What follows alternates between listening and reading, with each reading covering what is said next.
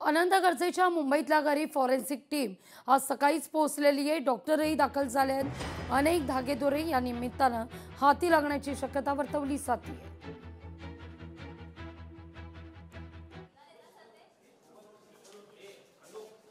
ही दृश्य आपण पाहतोय अनंत गरजेच्या घरातली ही दृश्य आहेत। अनंत गरजेच्या घरी फॉरेन्सिक टीम दाखल झालेली आहे।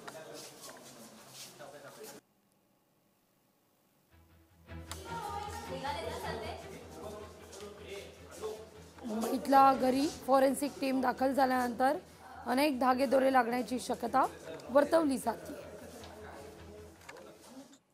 मयत महिलेचे आम्ही सॅम्पल्स सर्व प्रिझर्व करून लॅबला पाठवलेले आहे। हा एक भाग झाला। आज जे क्राईम सीनला आम्ही तपासणी याच्यासाठी केली की ते जे काही घटना घडली त्या फॅनची उंची किती होती, बेडची हाईट किती होती आणि याच्यातनं उर्वरित माहिती आता पोलीस स्टेशनला भेटणार आहे। आत्ता तर ही प्राथमिक क्राईम सीन झालेली आहे। त्याच्यात जे मेजरमेंट जे आमच्या दृष्टीने फॉरेन्सिकच्या जे फोटोग्राफी आम्हाला हवी आम्ही आमची केलेली आहे। आता त्यातली उर्वरित माहिती पोलीस स्टेशनला जाऊ आयोशी आम्ही चर्चा करणार आहे आणि विदिन 1 or 2 days आम्ही 48 hours आमचा क्राईम सीन रिपोर्ट आयोना सबमिट करणार। या सगळ्या प्रकरणी अधिक तपास केला जाईल अशी माहिती आता देण्यात येते। फॉरेन्सिक टीम कडून जे काही सॅम्पल्स आहेत ते आता हाती घेण्यात आलेले आहेत। जवळपास 8 ते 9 जणांची टीम पोलीस बंदोबस्तात अनंत गरजेच्या घरी पोहोचलेली होती वरईतल्या आणि इथून सॅम्पल आता स्थगित करण्यात आलेले आहेत। डॉक्टरही या क्षणी उपस्थित। या सगळ्याविषयी अधिक माहिती घेऊया आपले प्रतिनिधी स्वप्नील यांच्याकडून। स्वप्नील, काय काय हाती लागलंय?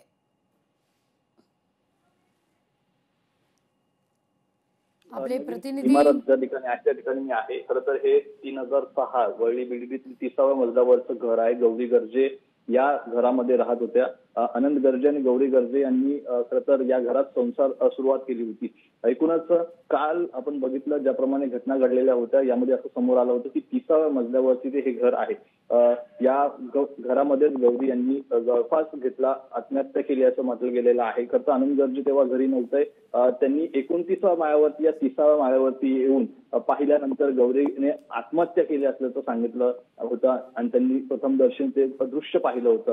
मात्र या ठिकाणी काही वेळापूर्वी फॉरेन्सिक टीमचे तज्ज्ञ डॉक्टर येऊन गेलेले आहेत। त्यांनी काही सॅम्पल गोळा केलेले आहेत। तसेच पुढील तपास हा सुरू आहे असं सांगितलेलं आहे। मात्र 30व्या मजल्यावरती आता शांतता आपण पाहायला मिळते। एकूण या घरामध्ये काय काय सॅम्पल्स मिळाले याचं सर्व जे रिपोर्ट्स आहेत ते लवकरच डॉक्टर समोर आणतील। मात्र ज्याप्रमाणे अनंत गर्जे यांनी स्टेटमेंट दिलेलं आहे त्या स्टेटमेंटनुसार त्यांनी 29व्या माळ्यावरून 30व्या माळ्यावरती प्रवेश केला असं सांगण्यात आलेलं आहे। आता तुर्तास या ठिकाणी डॉक्टरांनी जे सॅम्पल घेतलेले आहेत ते सॅम्पल आता फॉरेन्सिक टीमकडे गेलेले आहेत। त्यामुळे फॉरेन्सिक टीम यावरती आता रिसर्च करून जो अहवाल आहे तो समोर आणते लागली।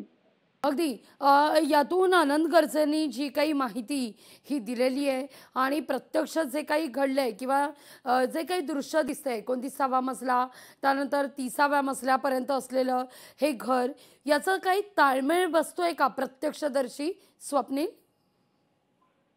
नक्कीच 29वा मजला हा रेफ्युजी एरिया आहे आणि रेफ्युजी एरियामधून वरती 30व्या मजल्यावरती जी बाल्कनी आहे तर या दरवाजाच्या समोरच एक बाल्कनी आहे। ऐकून आपण या वरळी बिल्डिंग घराचं स्ट्रक्चर पाहिलं तर दरवाजा उघडल्यावरती एक या ठिकाणी समोर खिडकी दिसते आणि बेडरूम मधली एक खिडकी दिसते। त्यामुळे रेफ्युजी एरियामधून तो अनंत गर्जे आहे ते वरती आले आणि वरती आल्यानंतर खिडकीतून प्रवेश केलेला आहे। खरं तर खिडक्या सुद्धा या ठिकाणी मोठ्या असल्या तरी एक विंडो चौकोनी आकारची आहे तीच ओपन यामध्ये पाहायला मिळते।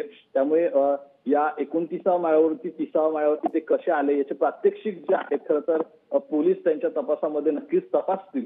एकूण या भागातले सीसीटीव्ही कॅमेरा असतील ते सुद्धा पोलिसांनी मागितलेले आहेत। त्यानुसार सुद्धा तपास सुरू आहे। मात्र अनंत गर्जे यांनी सांगितल्याप्रमाणे सुरुवातीला 31व्या मजल्यावरून 30व्या मजल्यावरती अशा प्रकारचं सांगण्यात आलं होतं। मात्र आता अनंत गर्जे यांनी दिलेल्या स्टेटमेंटनुसार 29वा मजला जो खालती आहे रेफ्युजी एरिया आहे पूर्ण रिकामा हा मजला आहे. या रिकाम्या मजल्यावरून खरं तर या ठिकाणी आनंद गर्जे यांनी प्रवेश केला. 29 मजल्यावरची नक्की परिस्थिती काय ते पण प्रवेश केला. 29 मजल्यावरची नक्की परिस्थिती काय ते पण आपण लोकशाही मराठीच्या माध्यमातून दाखवणार आहोत. मात्र सध्या 30व्या मजल्यावरती आहोत आणि हे ते घर आहे. 7:30च्या सुमारास गौरीने गळफास घेतला अशी माहिती देण्यात आली होती. त्यापूर्वी आनंद गर्जे यांनी त्यांच्या सासरच्या मंडळींना फोन सुद्धा केला होता. गौरीला समजावण्यास सांगितलं होतं. मात्र जवळपास 7:30 नंतर जेव्हा आनंद गर्जे पुन्हा परत घरी आले तेव्हा त्यांना हा दरवाजा लॉक आढळला.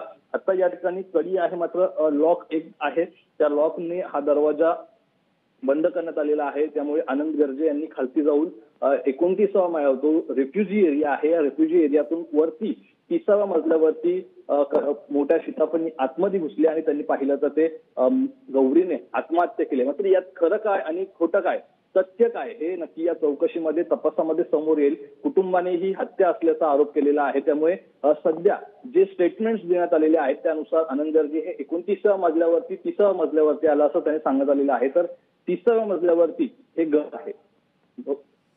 निश्चित स्वप्नील, मुद्दा लक्षात येतोय. तुर्तास धन्यवाद तुम्ही दिलेल्या एकूणच सविस्तर माहिती करता.